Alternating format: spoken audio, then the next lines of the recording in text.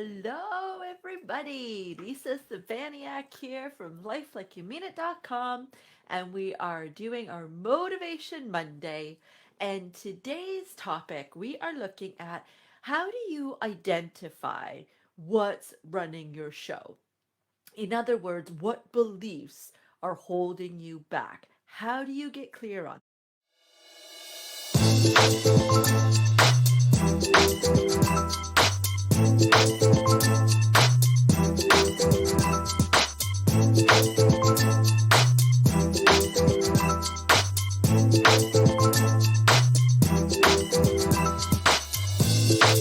Let's start at the beginning. Look, if you don't know what beliefs are hiding in the background, then how are you going to change anything that's not working? Right? And of course, yes, you could go and literally try to do things differently than what you did before, and that might solve the problem.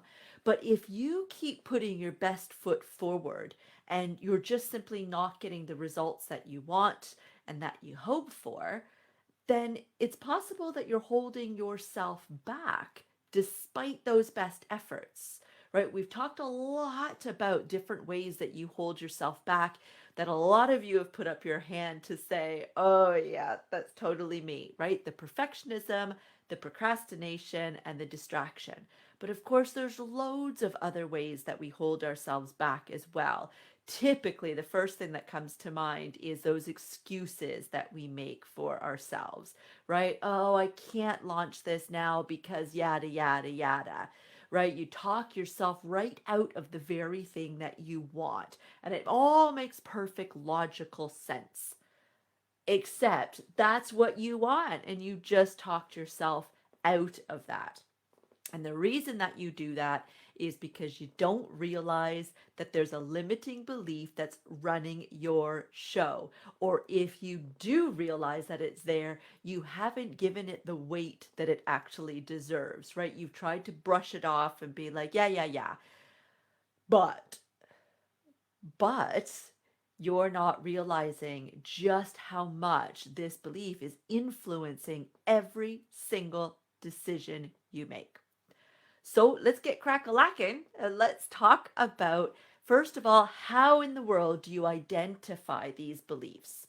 So, I mean, there's a million different ways that we can talk about figuring this out, but here's one of the most powerful ways that I find, and that is thinking about the hindrances that you have faced or the excuses that you have made when you were doing the Wheel of Life exercise from last week.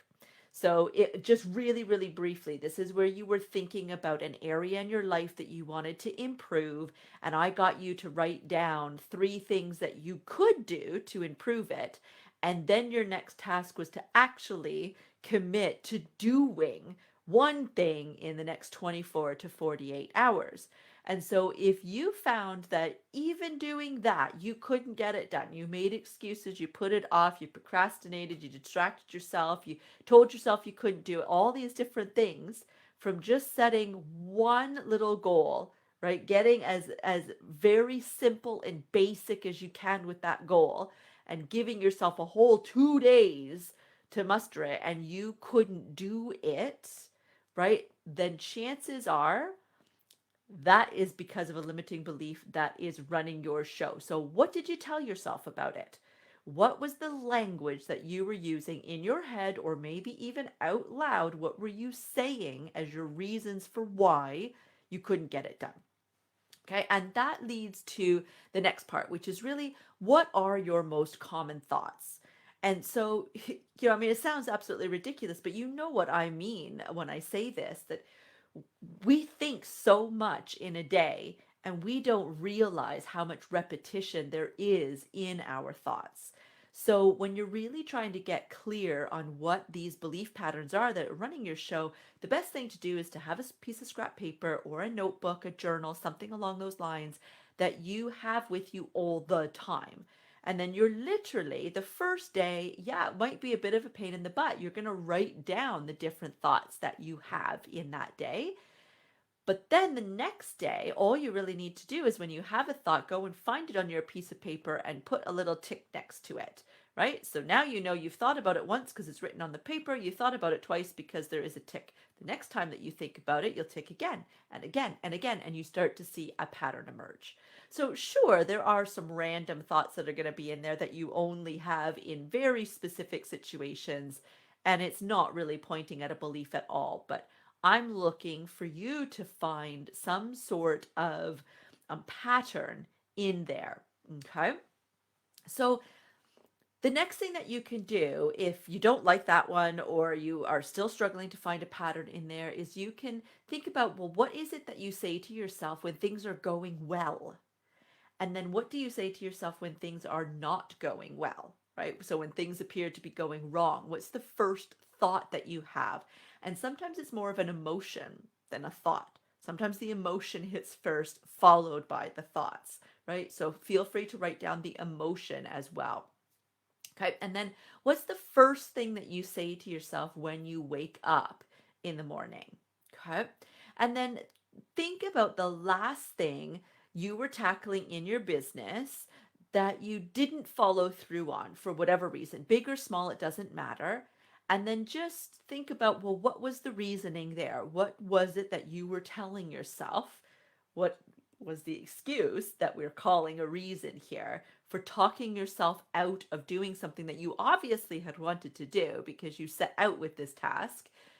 And sure, of course, there's going to be times when you realize, you know what, it was a great idea, but it's actually transformed since then, so I don't need to waste my time over here. And obviously, that's different from what we're talking about right now, right? I'm assuming that there's something that you're going to be able to think back on. It's not going to take you a lot of time for you to say, you know what, I actually really wanted to look more into doing this in my business, and then I didn't. I allowed myself to get distracted, or I talked myself out of it. I thought that there are a million other people that could do a better job of this than I could, or something along those lines. Okay. Now, you still might not be very clear of what the belief is, because just because you might have a sentence that you say all the time to yourself doesn't mean that that's the belief. Okay. And I'll explain, hopefully, this will make sense as we go on. We really want to find the belief here. Okay. So, for example, when I was going through my teens and my early 20s, and I was really struggling with negativity, and I was just a completely different person than I am now, I would literally just say to myself, of course. And of course would be the thought, if I was doing this exercise now, of course would be the thought that I would write down. But with of course came my whole mantra. And the mantra was, I don't even know how many times in a day that I would say it.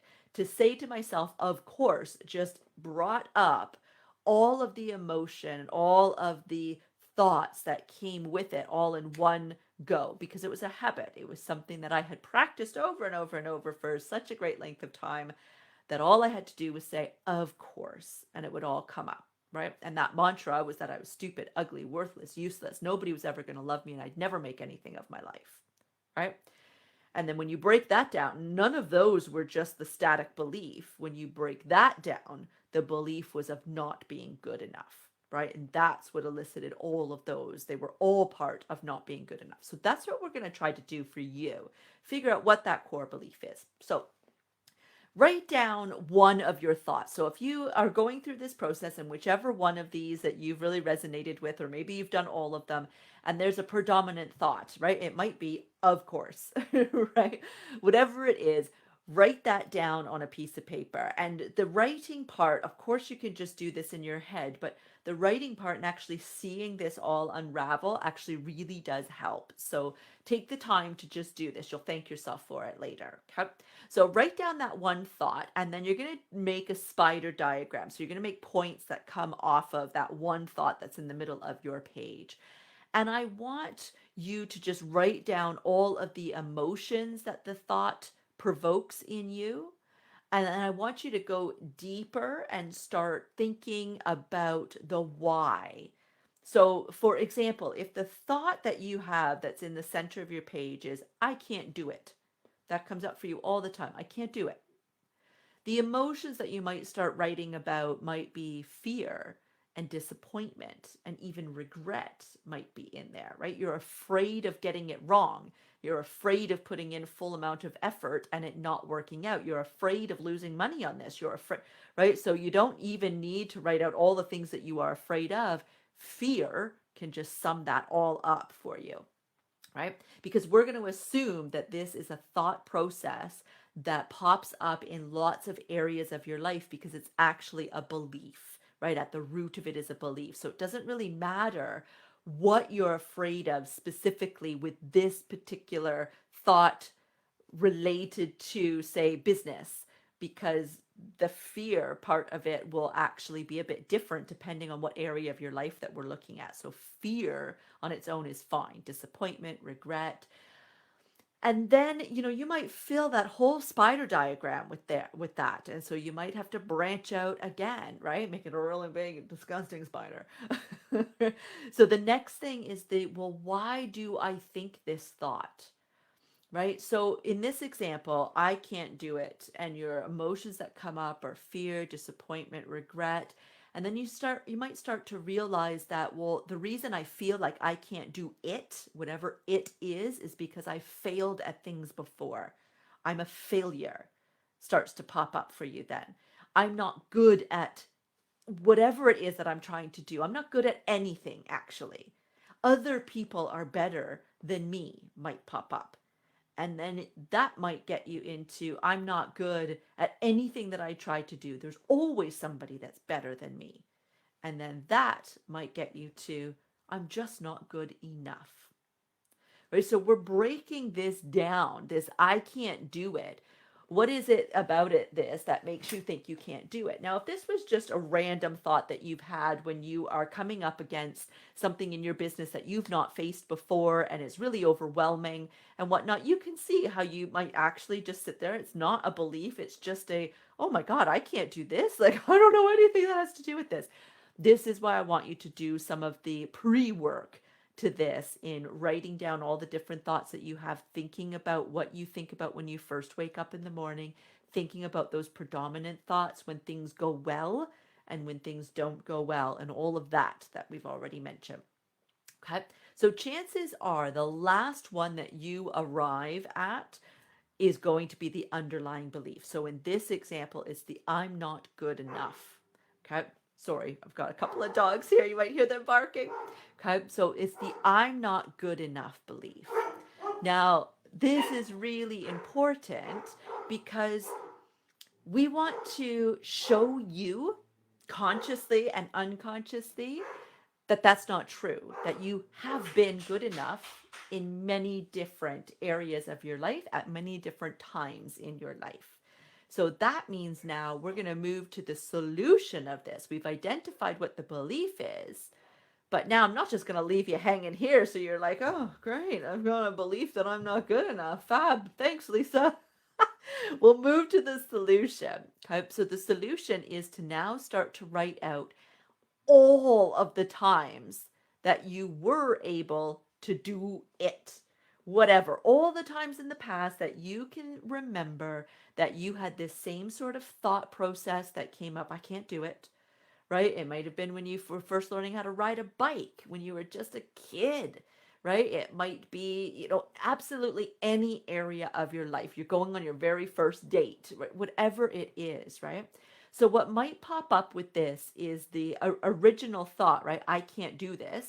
But now that you've actually identified the belief, it might be more, you might actually be able to resonate with more that whole feeling of I'm not good enough. So you just play with it. There's no right or wrong to this here. The point is for you to start showing yourself that you actually have acquired quite a lot of evidence in your life that you are wrong. Right? We don't like to be wrong, even when being wrong about not being good enough means that we are good enough, right? It's a good thing to be wrong about not being good enough. But we don't want to be proven wrong. And that's on an unconscious level as well as consciously, right? So you will fight this. And that means that you need to consciously put an effort in. And again, writing it out instead of just thinking about it is actually more impactful because the whole process of writing it out actually allows you to feel it more. But then, of course, then you'll have a written record of this that you can go back to. So maybe the next day you'd be like, actually, I remember this other time that when I thought I couldn't do it, or I felt like I wasn't good enough, and I went ahead and I did it anyways, and you know what, it worked out all right. But you can also put in the times where, you know what, yeah, I was right. I couldn't do it. It didn't work out the way that I wanted. But you know what?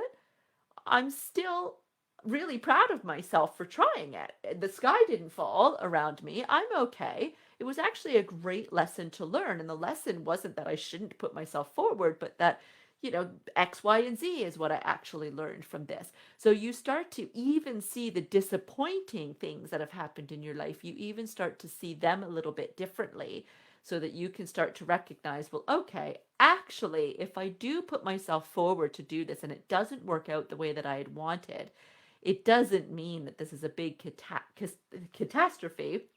And it also doesn't mean that this has to be evidence that I'm not good enough, right? The fact that I am putting myself out there when it's so out of my comfort zone or something that's so unfamiliar to me actually makes me quite proud. And so now, yes, all of those moments where, yeah, I didn't actually make it, I can actually look at myself with different eyes and see myself with pride now, right? So it's about shifting those past experiences and then pointing out to your conscious and unconscious mind that there's actually many lessons that you have had in life that have taught you the opposite to this belief.